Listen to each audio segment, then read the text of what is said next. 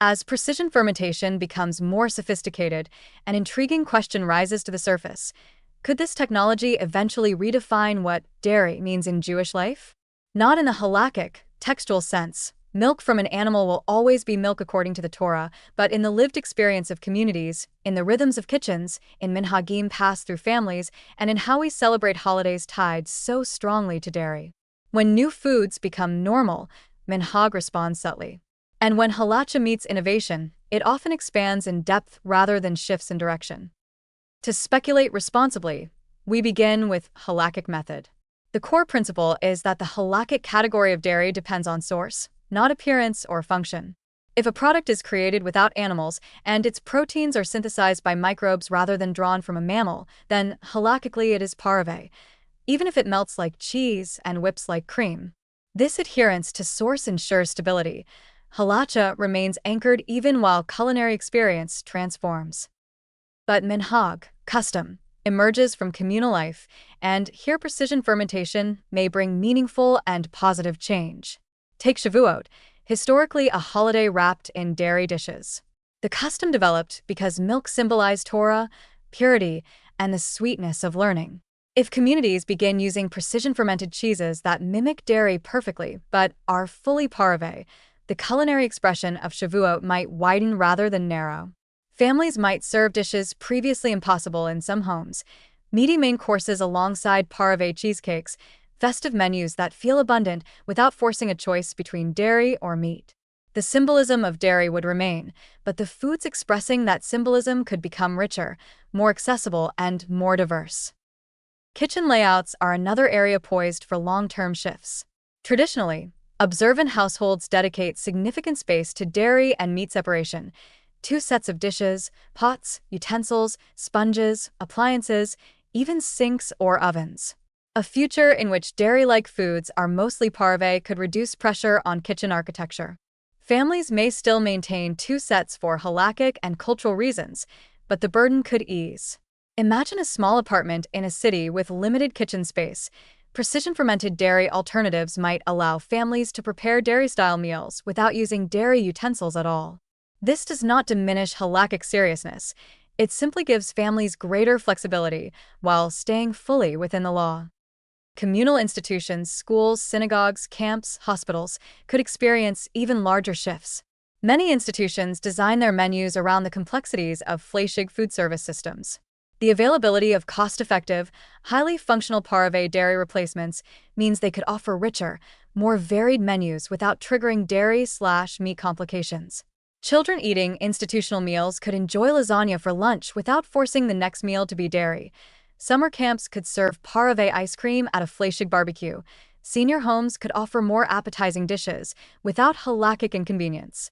This has implications for nutrition as well, allowing healthier, high-protein, dairy-style foods that fit easily into communal kitchens.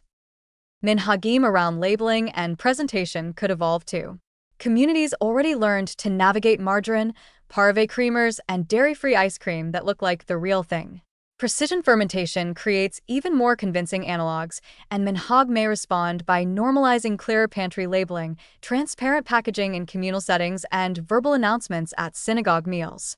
But traditions tend to adapt once familiarity grows.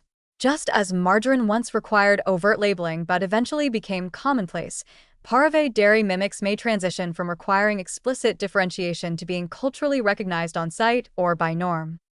Halakhic practice around fast days and holiday meals could also change subtly. On fast-breaking meals, after Yom Kippur, after Tisha B'Av, people often serve dairy dishes for symbolic and digestive reasons.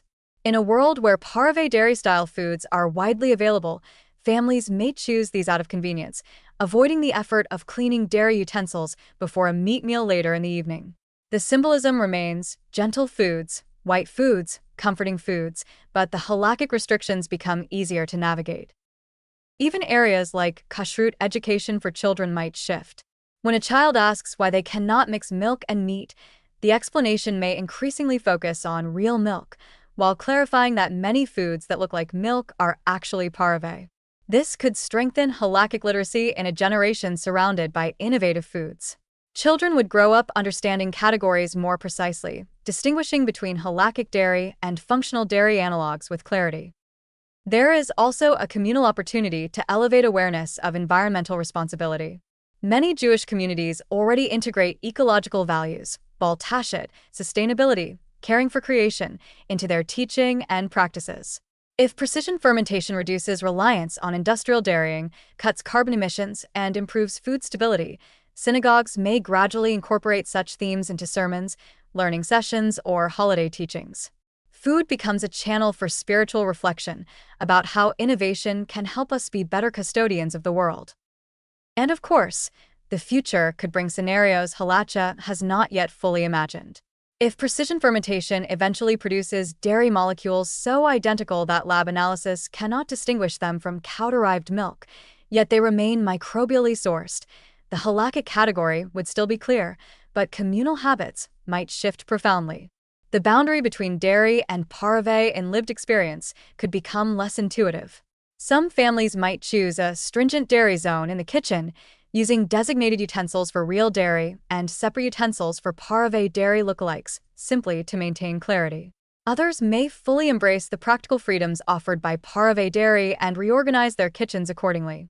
Minhag would evolve not uniformly but organically, influenced by household needs, comfort levels, and rabbinic guidance. The most positive outcome of this entire shift is the renewed engagement it invites. When communities encounter new foods, they think about halacha more deeply, they ask better questions, and they feel the living relevance of Torah. Innovation becomes not a threat but a spark, an opening for richer learning, more thoughtful communal practices, and more adaptable daily observance. Could precision fermentation redefine dairy in Jewish life? Halakhically, no. Dairy remains dairy when drawn from an animal. But culturally, communally, and practically, yes, there is real potential for transformation. Minhagim may expand, kitchen layouts may simplify, holiday meals may become more creative, and the rhythms of Jewish food life may become more flexible and joyful. And all of it can unfold without eroding halacha's foundations, precisely because halacha's categories are strong enough to accommodate new possibilities.